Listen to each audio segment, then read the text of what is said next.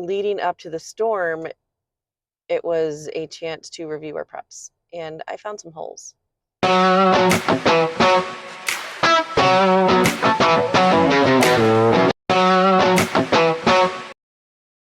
Hey, friends, how's it going? So, storm preps. I think it's something we need to talk about. Um, for those of you who've been living under a rock or in a bubble, not on this planet lately, we had this huge storm system that came through and it stretched from Texas all the way up through northern Wisconsin on Monday night. And up here where I live, we were at the top of the hatched risk area for hail, 60, 70, 80-mile-per-hour winds, tornadoes, you name it. We got nothing. And I love a good storm. I was disappointed. We got no storms.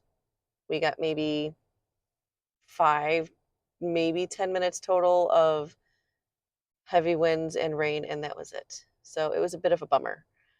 But leading up to the storm, it was a chance to review our preps, and I found some holes.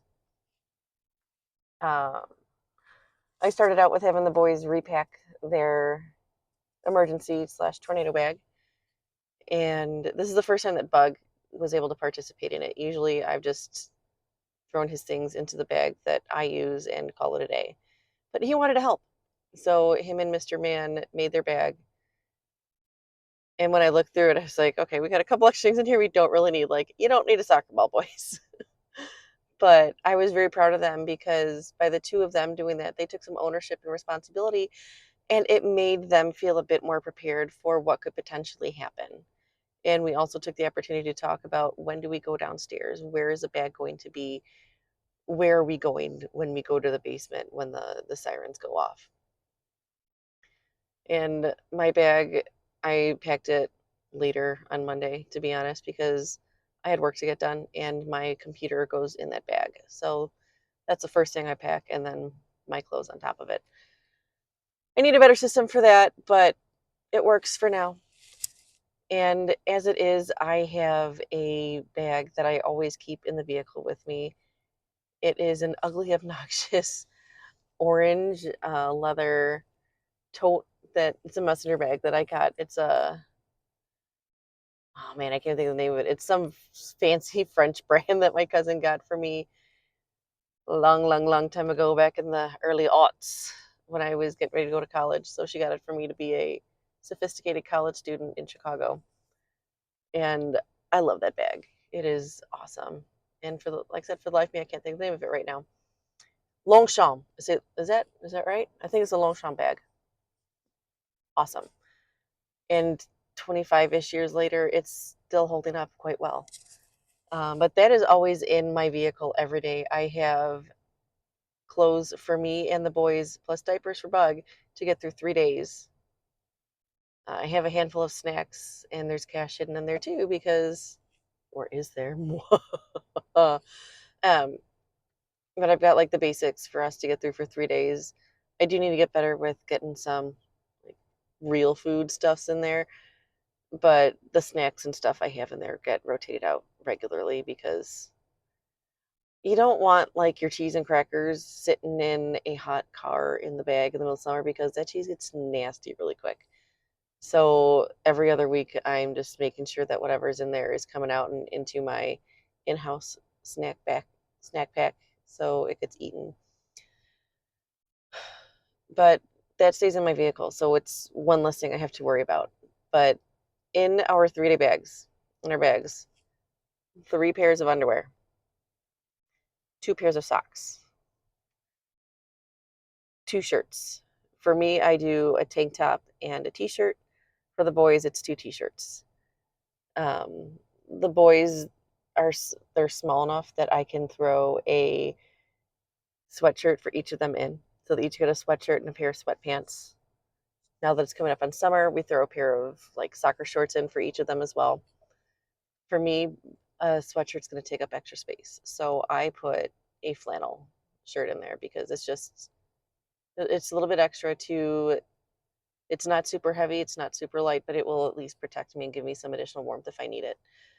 And then I do need to, this summer, I'm going to go to the dollar store and pick up just some little kits that I can use: toothbrush, toothpaste, Q-tips, flossers, and like a comb or like a small travel brush, at least for me. So that way we're not just grabbing our regular everyday toothbrush and making sure that those are in the bags. And then when we don't need them, we take them out. Um, the other thing that I am constantly refreshing that does have to go in specifically to my bag in case of an emergency is my vitamins, because I take lots of vitamins and I want to make sure they're not just sitting in there. So every week I'm refilling my vitamin container. And before we have inclement weather, it gets refreshed again to make sure that I have what I need, and it gets put into the bag.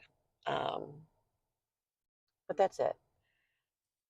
In our basement, we have a lot of food because I have my little prepper pantry down there, and I need to improve on water. I need to add more 7-gallon cubes of water to my preparations because I don't have enough of those.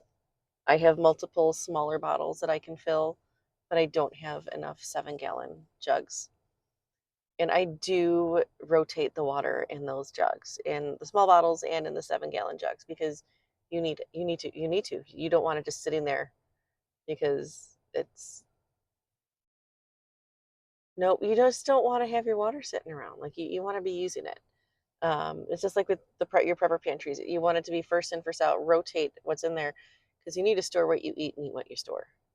If you're storing stuff that you're never going to eat, that's a waste of space and it's a waste of money. So get rid of it, donate it, chuck it, whatever. Make sure that what's in your pantry is what you're going to eat. But I realized that my stored water is not filtered. I just get the water from my tap, put it in the jugs, and down to the basement. And then when I use it, it then goes into the Berkey, then gets filtered into my jug in the fridge, and then into all of our water bottles and stuff. So I put it out there asking for recommendations on what people use as backup water filtration, because I need to come up with a plan for that. I'm not lugging the Berkey down to the basement. So any recommendations you guys have on backup water filtration, please let me know. Like if you've used it, if you love it, tell me. If you've used it and you hate it, it hasn't worked, tell me, because I need to make this decision. And it's something it's a hole in my preps I like to fill sooner rather than later. In terms of first aid, all of my bags have a small first aid kit in them. They each have a tourniquet that has been taken out of the plastic wrap, people, because if you need a tourniquet, the last thing you need to do is to be like stressed out, like shaking, trying to get it out of the plastic and able to use. So please make sure that if you have medical preps, they're actually ready to use and not still in whatever factory packaging they came in. I've got mini trauma like IFAKs in all of my bags, and this year I am making a second vehicle trauma kit because I have one that goes between vehicles when we're going on long trips. So but the good thing about that is then I'm also double checking what I have in there and checking the dates, because your band-aids, if they're in the heat in the cold for too long, they're not going to work.